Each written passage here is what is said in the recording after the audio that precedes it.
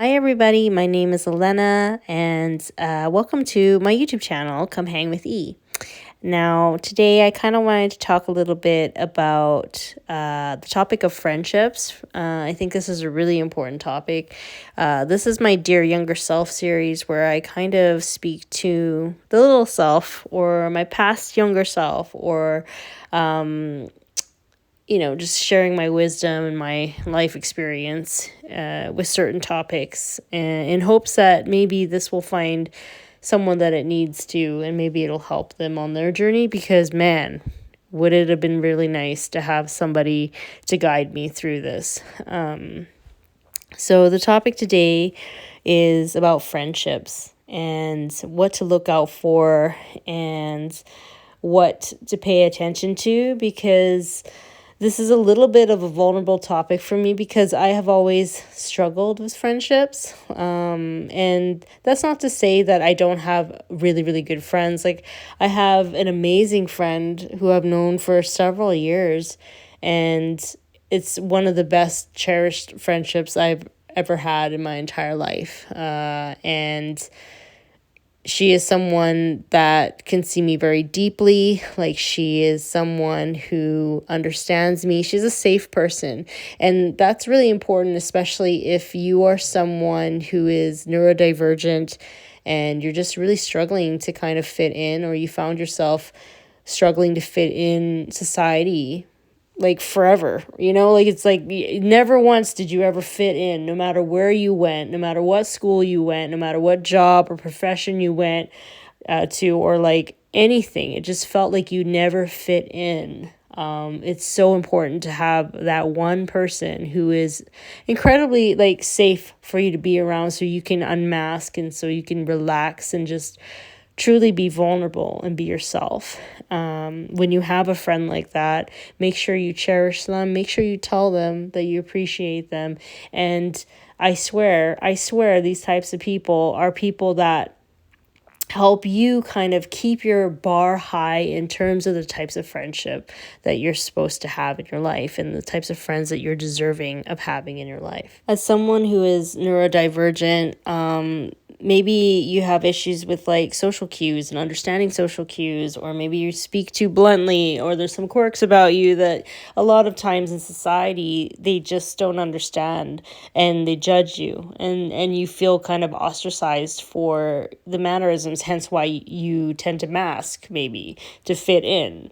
Now, masking is very detrimental to people's health because it's like that's not who you are, right? And I find it's very difficult, especially when you just feel out of place. And remember, I want people to remember this. Just because you feel like you don't fit in doesn't mean that you don't belong there. You know what I'm saying? Sometimes it's like we feel like we don't belong there, but actually you're there for a reason. Every place that you're in, every space that you're at, you're supposed to take up that space. That space is yours. That space is made for you. And your differences, your different way of thinking, different way of doing things, your personality, something about you. There's a reason why you're supposed to be where you are around these people. Maybe you feel like they're judging you or they don't like you or whatever. I just want you to know that just because people don't like you, or maybe you feel like you're out of place, doesn't mean you don't belong there. Maybe there's something about you that other people need to start understanding more, or maybe you need to understand them more. Something. There's got to be something to put you in those places, and that's really important for me to talk about as well. Another thing I want to talk about is that if you have like a strong sense of justice, and you're a really deep person, you will only really resonate with people who are as deep as you. Like, you need people who can see you deeply, because it's very, I isolating when, let's say, you understand people, you can hold space for people because you've been through a lot of things, you understand personalities, you understand the human mind and emotions and all of those things. And when push comes to shove, when you have something going on and they can't hold space for you because they haven't really met themselves on a deep level, it can be very isolating.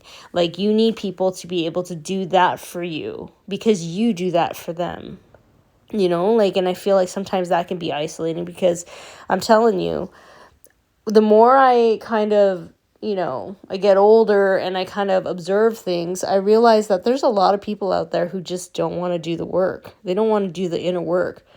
And it's hard. It's not like they need to, but it's like, if that's something that you need to look for that.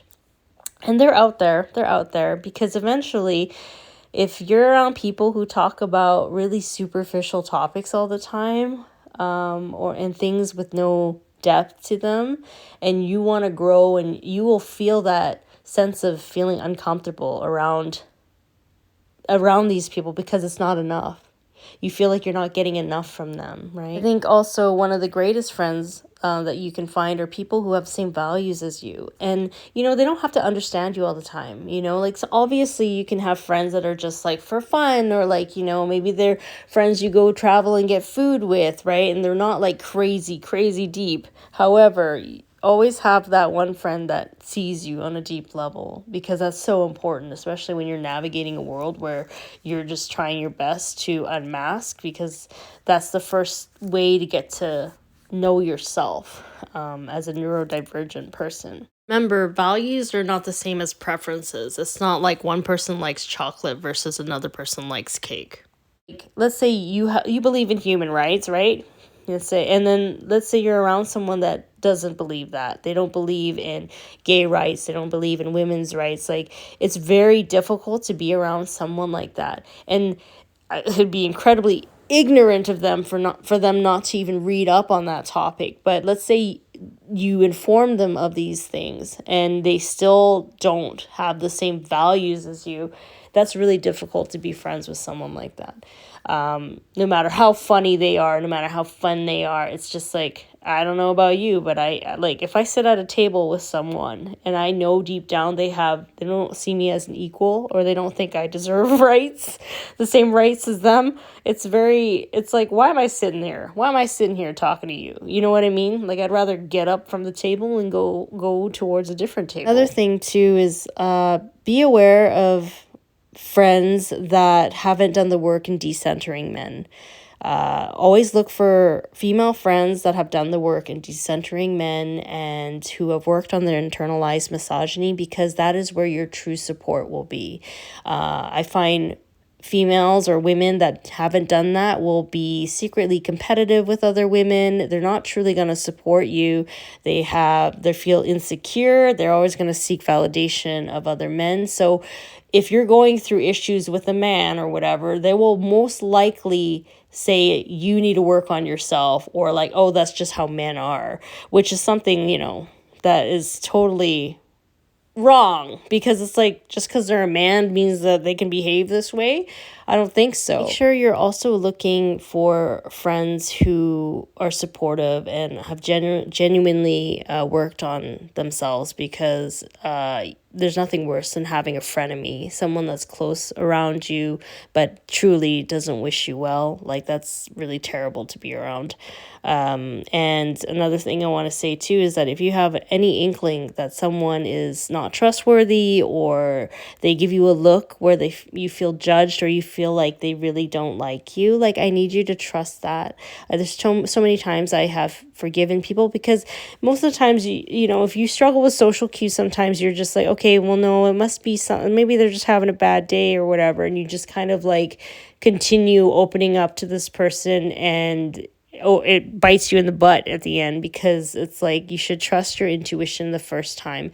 If you don't like someone, if somebody shows you that there's something that you can't trust in them, I really need you to trust that, because it will hurt you in the end. And it's okay to forgive someone and move forward, but I feel like it will be a consistent thing because deep down they already don't like you. I think in closing, I feel like no matter what happens, like, keep your expectations high when it comes to the types of friends you want in your life, because you are worthy of loyal friends, funny friends, friends who support you and hold you and can see you and appreciate your quirks and mannerisms and all the weirdness that you have been judged about. They will appreciate you and love you for you.